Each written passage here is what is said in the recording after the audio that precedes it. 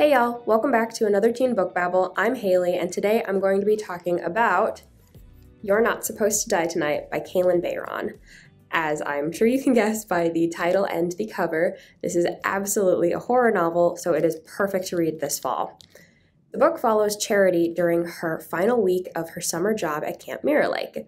Except Charity isn't a camp counselor, and Camp Mirror Lake isn't your average summer camp. It is a full-contact terror simulation experience, which basically means it's a fake camp people pay to go to for the day to be scared. Kind of like a haunted house meets escape room meets slasher film, but where the actors and employees are allowed to physically scare participants by shoving them or restraining them. The camp recreates scenes from the cult classic slasher film Curse of Camp Mirror Lake, and it is set in the same location the movie was filmed in, which adds to the terror of the game for its guests. So Charity is thrilled to be working at this camp. She has finally worked her way up to being the coveted final girl and basically runs the show now. But for the last week of the season, she's been super stressed. 3 of her coworkers have stopped showing up to their shifts despite living in the cabins on the property, and Charity can't get a hold of them. Granted, she can't get a hold of anyone with how bad the cell phone reception is over in the camp. Everyone else who's still working there just assumes that those who left got tired of the job and went home for the summer. Without those 3, though, the camp is really short-staffed. To make up for people disappearing, Charity calls on 2 people, her best friend and her girlfriend, Bezzy, to help run the camp. It should have been a slightly stressful, but totally doable week with just a few games left until the grand finale. That is, until someone starts waving a gun around camp, shouting about buried secrets. The next day, the group tries to uncover the shady past of the camp, but in doing so, end up running for their lives from a real, genuine killer. Charity, as the classic final girl, puts all of her knowledge of the camp to use as she desperately tries to keep her friends alive.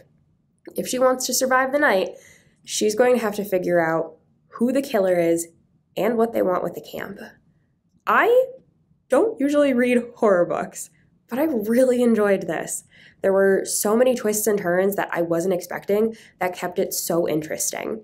I loved the setup and the overall concept for the story. It felt like a new take on a classic story. It's also really fast-paced and a pretty quick read, which is exactly what I want out of a scary story. You're Not Supposed to Die Tonight is available in print at Fountaindale and as an ebook and e-audiobook on Libby. Hello, impressionable Fountaindale patrons. I'm Alex Garcia, back again to brainwash everyone's minds with adorable romance manga. Insomniacs After School by Makoto Ojiro follows our main character, Ganta Nakami, as they navigate high school life with all its usual pressures and problems, only extremely tired and devoid of energy. One day when he's in search of a quick place to take a nap, normal things, he stumbles upon the school's old defunct observatory that's been clouded in rumors about club members having died because of things, so no one wants to go inside there, and it makes it a perfect spot to sleep in peace. Unless, there's a certain main character, a girl, that's already had that idea. Maybe there's enough room for the 2 of them. So immediately, things I liked about this book, it pulls no punches. It immediately starts doing the flirting from page 10. It is so fast to get to immediately know what the heck is happening. No one is very surprised by what's happening, not even the main characters. No one's denying the little chemistry they got going on, and I'm absolutely here for it. It is the type of manga where I immediately love both characters, even though our main character, our main boy, might be a little bit abrasive for justifiable reasons. He's absolutely tired. I don't know why anyone wouldn't be a little bit pissed off or a little bit upset at being just tired having to deal with people in high school life. So that makes very justifiable. Isaki, our main female protagonist, she is absolutely adorable and is such a goober. And the manga knows this. They give her so many wide-angled shots. She takes up a lot of the manga. She's the best thing about it, honestly, I think.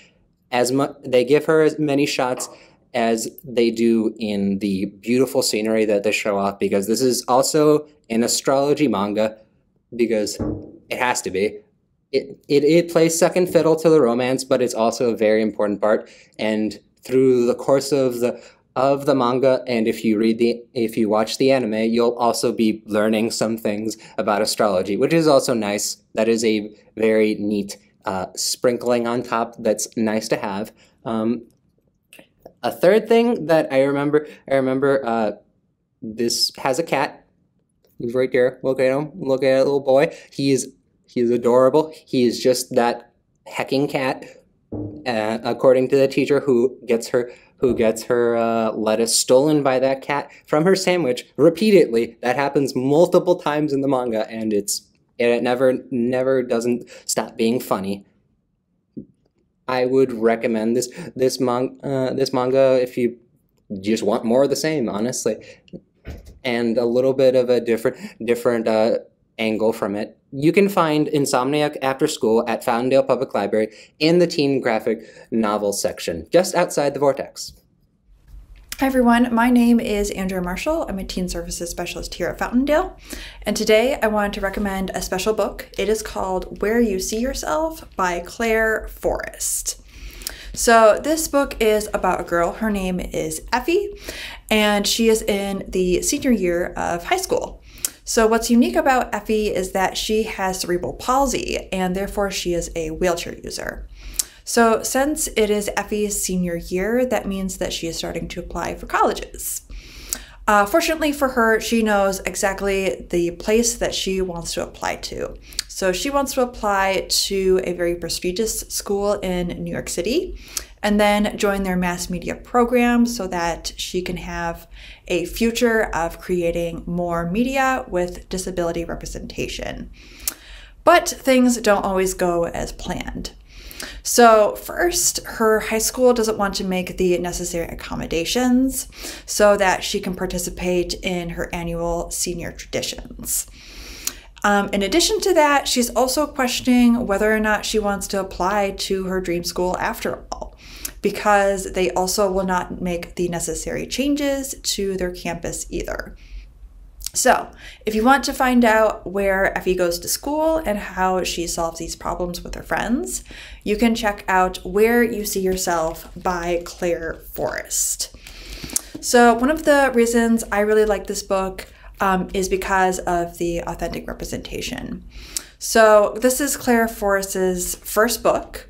And so everything about it is authentic because she also has cerebral palsy, and she is also a wheelchair user as well. So every time she describes the experience of getting in and out of her wheelchair, what it takes to get around, it is all based off of her real lived experience. I also found it really incredibly impressive that this is her debut book, and she just knocked it out of the park on the first try. And then secondly, this is a really great book if you are someone who really likes really happy and sweet endings. So this would be a perfect read for that. So despite all of Effie's struggles, she manages to go to a college that makes her happy. She also has the necessary accommodations done for her high school, and there's also a really fun prom scene as well. So if you would like to check out this book, you can find it in the Teen Vortex, and you can also find it as an ebook on Libby as well. Thank you so much for watching. Bye-bye.